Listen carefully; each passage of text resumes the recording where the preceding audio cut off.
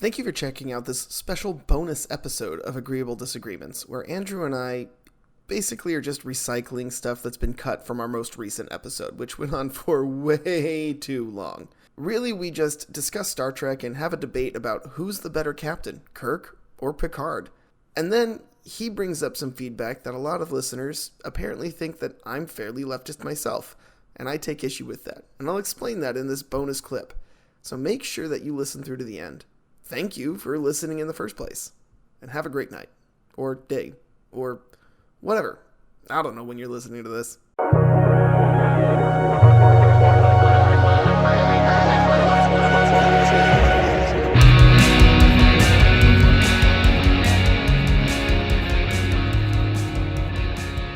So I just very recently, within last hour or so, finished reading Patrick Stewart's memoir, and it was Isn't fantastic. It called like Make It So? It's called Make It So, which is a reference to, that's a classic Jean-Luc Picard line. But I have been a lifelong Star Trek fan, especially the Next Generation. So this was. So I read a lot of memoirs. Sure. Especially of, celebrities, comedians mostly, but celebrities that I have some kind of parasocial connection with. This has by far been the best one. It was such a phenomenal book and such a,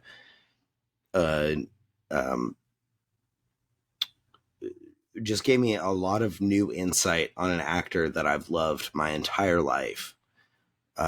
But had never really, known a lot about, and his life intersects with so many different, not comedians, but other celebrities and actors, and when you're Patrick freaking book. Stewart, of course, Patrick freaking Stewart, you're absolutely right. How dare I forget his order? His honorific. Honorific, that's the word. or is that what emoluments are? Is that like the whole emoluments thing where like giving people titles of nobility? No. An emolument or emoluments is just a salary, fee, or profit from employment or office. Oh, okay. Wasn't there a thing, though, about Trump violating the emoluments clause by, wanting to, knight his children or something? I don't know. Or maybe that was just about having his children work for him. That might be. It might be working for him, yeah. Yeah. But I don't know about knighting. That's not something we do. Yeah, no, but do you think that would matter to him? Maybe. Be like, oh, now that you're the president, you can give your children these titles of nobility. Do you think that would at all disinterest him? You're the best. You're the best knight in shining armor ever. I hereby grant you Duke of Hoboken.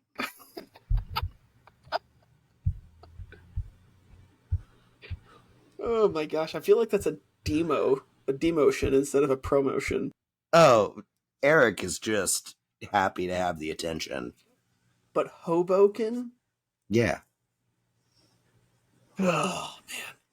There are worse places in Jersey. It's just the fact that it's Jersey. Well, yeah. We're sorry to the one listener. You know what? It could be, you're the Baron of West Orange. We're sorry to the one listener we have who is in Jersey. I know, who understands that reference.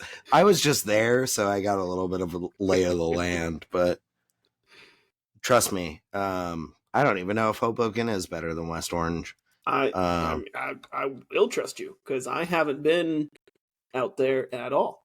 Yeah, they're both at least better than Clifton. Am I right? Yeah, you're right. God. Oh my goodness. Oh man. So you read a lot of memoirs. I've only read one, and then maybe some short memoir samples in a creative writing class. Yeah. Oh wow. not really my thing. Like, I have to, if I'm going to read a memoir, I need to be like invested in that person already. Yeah. Right. So like I read Dave Grohl's memoir because I love Dave Grohl's music. Okay. And I think he's hilarious. And so I knew that memoir was going to be freaking hilarious. I mean, obviously I'm a fan of Dave Grohl. Who isn't? He's a fantastic person. I'm not a huge like fan of Foo Fighters or Nirvana or anything. You shut your poor mouth. I mean, I don't dislike them. I just like Sounds they never. Like you do. It sounds like they you just do. never clicked with me, so I didn't listen to them a lot. But I've had a lot of friends suggest specifically Dave Grohl's memoir, even It's great. like not being a super fan. I've heard it's very, very good. Yeah, I mean, you can tell with some of it that he's not like a professional writer, and he did have someone help him to write it. But I like that. I like seeing the person it's a come alive on page. Right. But it's, and I don't mean that in a bad way to be like, oh, the writing's terrible. It's just written the way you would talk, which is it's authentic. Fine. Yeah, it's authentic and it's vernacular. Yes. But I mean, just reading that book about how he goes from a guy who is starving in London and then starving in Southern California and lives because he miraculously finds a can of beans that he couldn't find before, kind of thing, living on dollar hot dogs for a week kind of stuff, to Sir Paul McCartney's playing his piano in his house because they had a dinner evening together and went back to his place for after drinks. Like, no, that's very much how I felt with Patrick Stewart's memoir. He, I mean, he grew up a very, very poor, in a very poor household. His father was a regimental sergeant major in the British Army. Basically, from what I could tell, kind of just supported his family off of his military pension. And his mother worked as a mill worker in a textile mill. So, not an affluent household, shoot to like, I think he was, 23 and Paul McCartney is tossing him the keys to his Aston Martin DB4 and being like, hey, you want to go for a ride? Oh my gosh. Which is like, to meet Paul McCartney or to drive an Aston Martin DB4, or no, sorry, it was Patrick Stewart's favorite car was the DB4, and Paul McCartney had a DB5. So DB5 is the one that James Bond made super famous.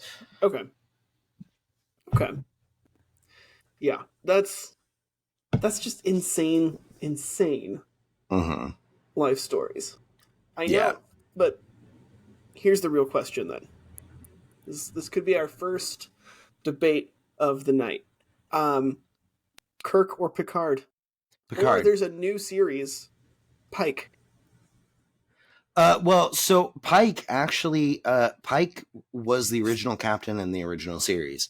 Right. The pilot episode, which didn't air until much later, but the pilot episode was Pike.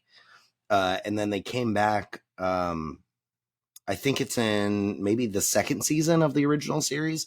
They actually used the footage from that original pilot, and Pike came back as being basically like a quadriplegic, and they used the original actor in that. But for me, absolutely Picard. Picard is the better man. He's the better captain. The only area that Kirk would beat him in is just physical combat, which even then I think is up for debate. But in terms of who do I want captaining my ship, Picard, hands down, 100%. See, I think of it like, I mean, I think I would agree that if I were to be on a spaceship, I would want Jean-Luc Picard as my captain. Yeah. However... And that's not to say that Kirk is not a good captain or a great captain. He makes some sketchy decisions. So does Picard, though. But not in the same way. yeah, I look at Picard as kind of like the United States today, right? The United States today is an established society. We have a very strict regimen of what to do, how to handle things. Kirk is earlier on, so things are still kind of getting figured out. So it's kind of like Kirk is 1950s America in your analogy. Right. So if you compare it to like the military, right? You have the military today where everything is very straightforward, very strict, exactly how you do it. You compare it to the military in like World War I, where they were just like, shoot the Germans, whatever you do. Outside of that, just keep your head below the trench. Right. It's a little bit more pioneering versus the refined Picard. And you could throw in, there's like some argument about manliness and masculinity, but... Well, I mean, I do think that's something I've been reflecting on a lot, because I think Kirk Whoa. You have been reflecting a lot on the masculinity and manliness of Kirk versus Picard. Yeah, absolutely. Okay, I just want to make sure that we're on the same page. We understand. I spend my time very differently. That's all. Okay, yeah. Keep going. you have young, the young minds of America to mold. Let me rephrase it. Do not. I put beans in a hot drum and let them spin around for a while. Let me rephrase it. I spend my alone philosophizing time very differently than That's fair. But no, I mean, I think Kirk is much more the classically masculine, rough and tumble. Yeah, the John Wayne guy. Yeah, well, I mean, Gene Roddenberry, initially his concept for the original series was a space western. Okay. Yeah. And I do think that William Shatner, I think he had I know he had a career, in acting before that. He was in one of my favorite episodes of the Twilight Zone, but he also had, a fairly prolific career in westerns up until that point. And I think he portrays that kind of, white hat sheriff role very well. The thing with Picard, though, is I've been watching The Next Generation literally my entire life. It started in 1987. I was born in 1983. But my parents were watching it all growing up, even well after the show had ended and we were just doing reruns.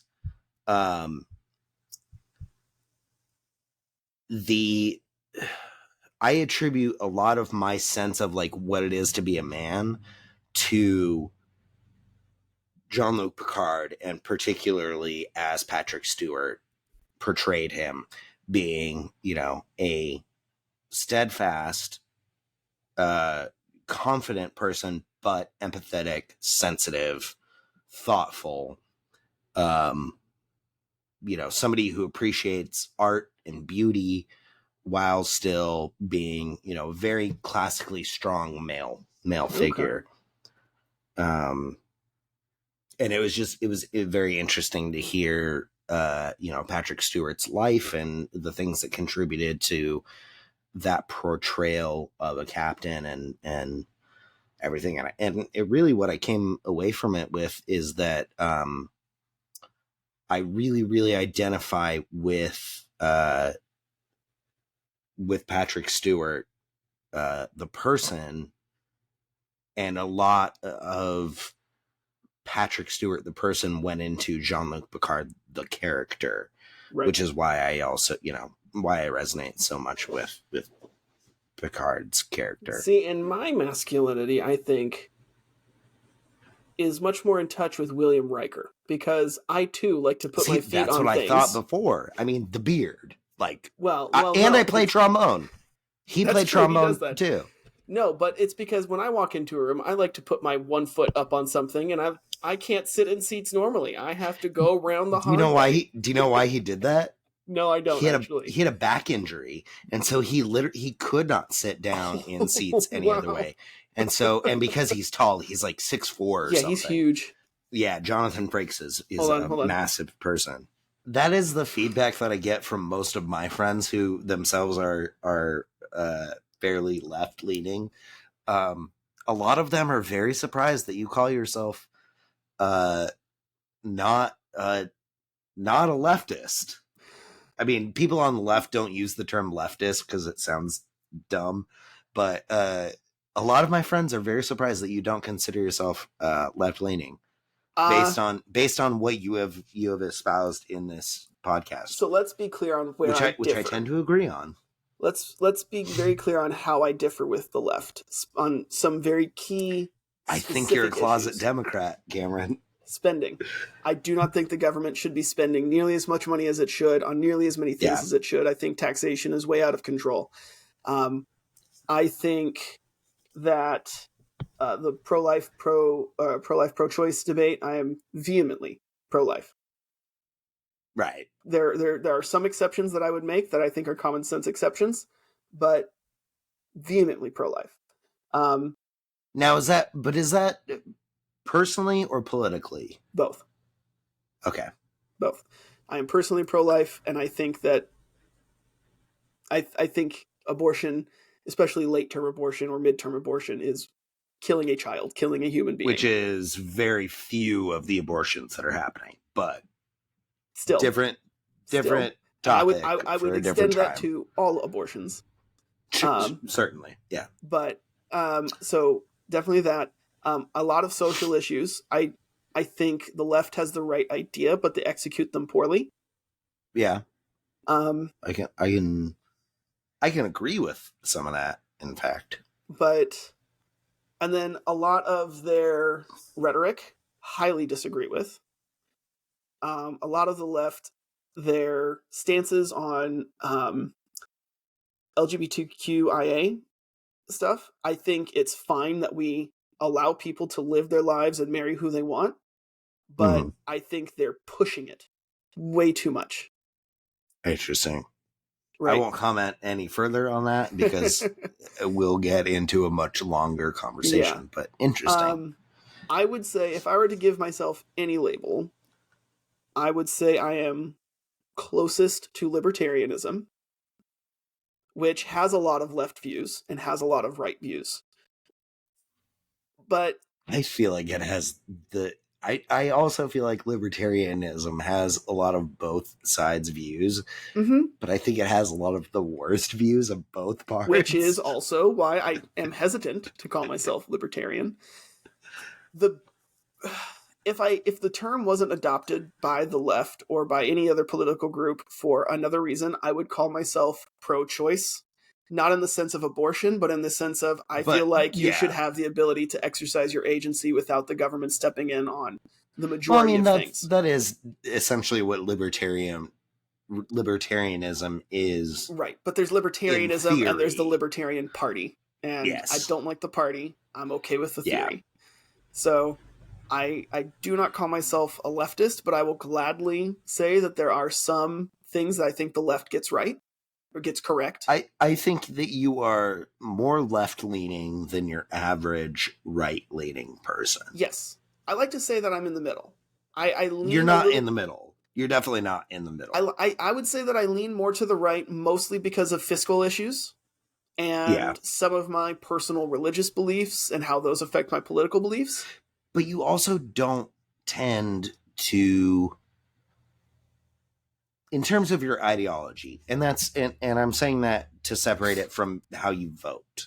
Sure. In terms of your ideology and how you think things should be run, you don't typically allow, from my point of view, your religious point of view to sway you. It depends. You do make a separation.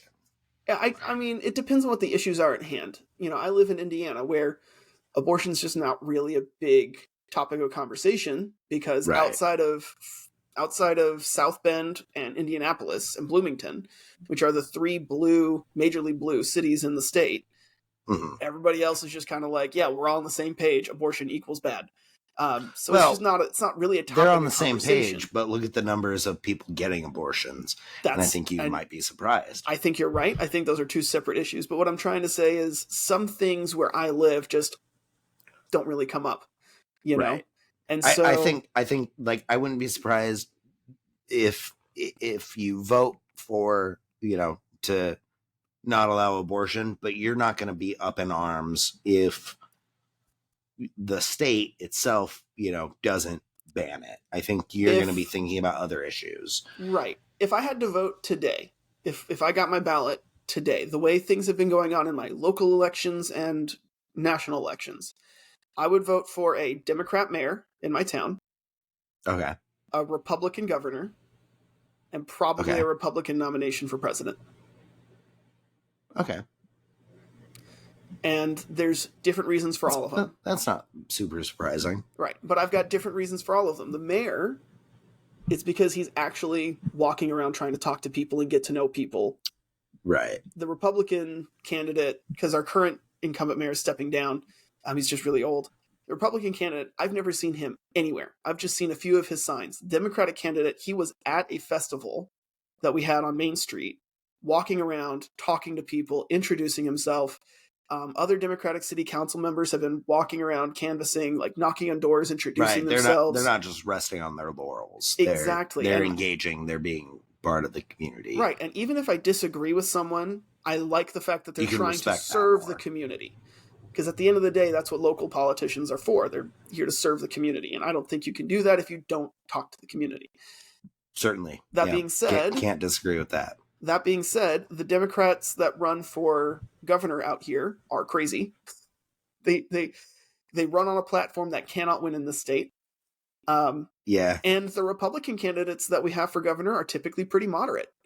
Not necessarily in the sense that they're centrist, but in the sense that they're not like the crazy Republican governors. I mean, Mike Pence, very traditional conservative. That's such an easy bar to meet, though, to not just be a crazy Republican. Fair.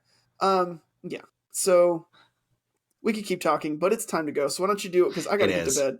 Why don't you do our outro? Okay. Well, thank you. First of all, to all of our listeners, please, if you enjoy what we're doing, or if you just enjoy us, and would like to support us, please like, subscribe, do all that fun stuff on Spotify, YouTube, wherever you find us. Also, thank you to House Young Club for letting us use their song "This Life Is Tough But Fair" as our intro and outro music. You can find that on their EP Headset Emotions. And Cameron, I believe you have a fun fact for us. Our fun fact for the week is that I want all of you to remember that the Empire State Building has its own zip code. Does it really? It does. I did not know that. I wish I had known that when I was there. It is quite a large building, but I didn't realize it had its own one building zip code. has its own zip code. That reminds me of your mom joke. What a life, what a life, what a life, what a